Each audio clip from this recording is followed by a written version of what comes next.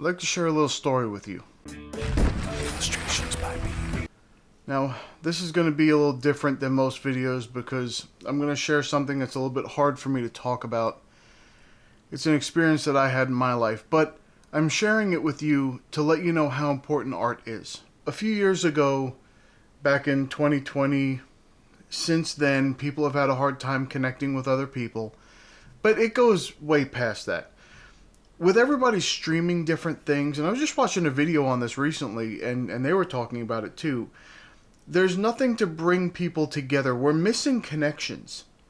You know, there's streaming services out there now, so you don't all gather at one night to watch one show, and then the next day you go run into work or school or wherever you're doing, and you talk to a bunch of people about it. It doesn't happen anymore.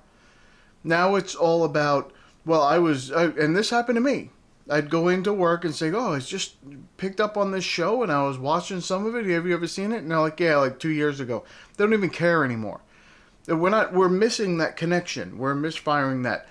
Same thing happens with music. You know, the music industry has changed so much, and when something comes out, you don't know because it comes out on so many different platforms. So someone stumbles across it, and sometimes they have to bring that to someone else, but that person's into something else that they stumbled across, and it's hard to connect in today's world. And one of the things that brings us together are our interests, and that's what we're trying to do here, is just have a community of people, of artists who enjoy each other and like to talk about art. And a lot of you do so many different things. So this is important. We connect on basic subjects and we talk and explore that, and it builds some kind of bond. And this is kind of where my story starts. Before I tell you the actual story, I just have to give you a little bit of background. My wife and I cannot have children. We tried for about 15 years, and we emptied our bank accounts, and we lost our house. That's how expensive these treatments are. And we did this for 15 years, trying to have children. And it never worked out. We went through a lot of stuff. But when we were done, we said, you know, maybe we'll try and adopt. And so we spent about 6 months going through classes with an agency to get certified to foster to adopt. And then it took about another year before we found a couple of kids that we were going to try and adopt.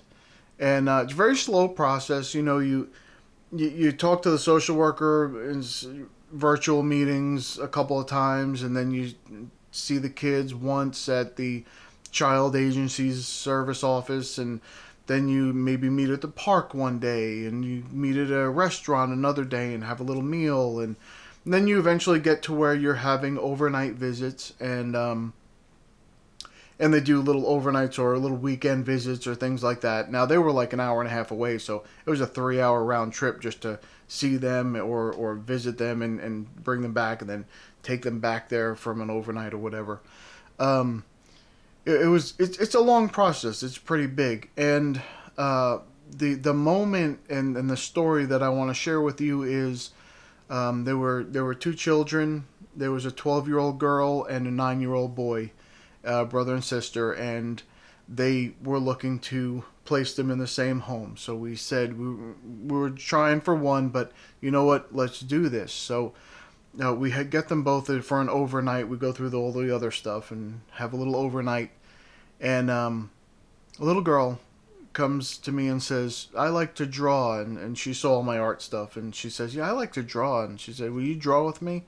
And I said, absolutely. So we sat down at this desk and we started drawing. And we said, okay, let's draw a bird. And she said, yeah, okay. So we start drawing. She says, you know, I'm not really very good at it. I said, that's okay.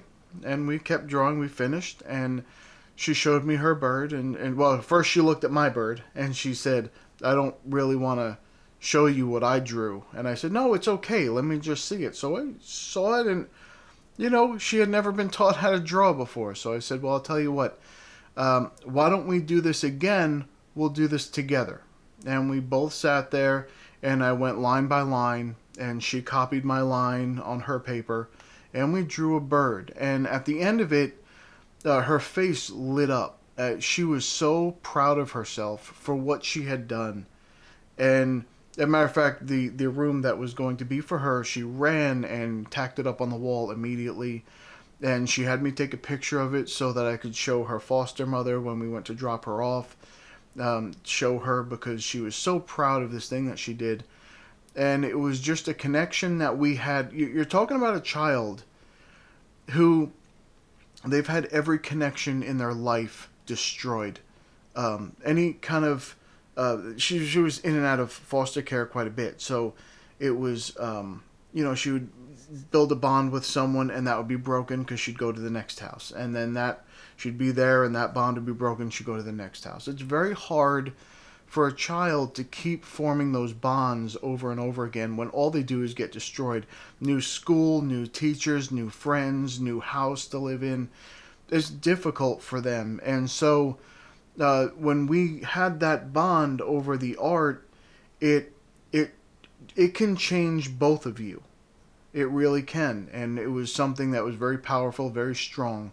And it's not something that I think would have happened any other way. I talk to other foster parents and adoptive parents, and they say it takes months and sometimes years, and you still never get that kind of connection.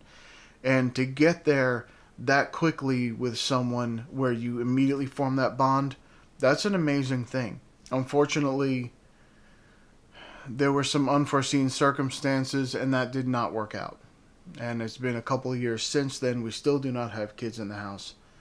But I wanted to just let you know how important and how powerful your art can be. Share your art. Not everyone's going to care. You're going to share art with people that do not care about anything at all that you just did. But you will find someone that you can connect with. And that connection is worth all the other stuff. It makes it so worth it. So don't for a second think that what you're doing is worthless. It can be more powerful than you can ever imagine. It can change your life. And if you're not sure where to do that, I'm just going to give you a shameless plug right here. If you would like to join our community, go to illustrationsbypete.com. You can come in, you can put your own artwork on the site and promote it. You can find some inspiration in the free reference photos. You can just use them however you want in your artwork. You do not need to credit me. Or you can come into the forums and talk to some people and maybe give some advice and maybe find a little bit of information that helps you. So come check us out. All right, that's about it for me. I'm going to go. I'll see you in the next one. Bye.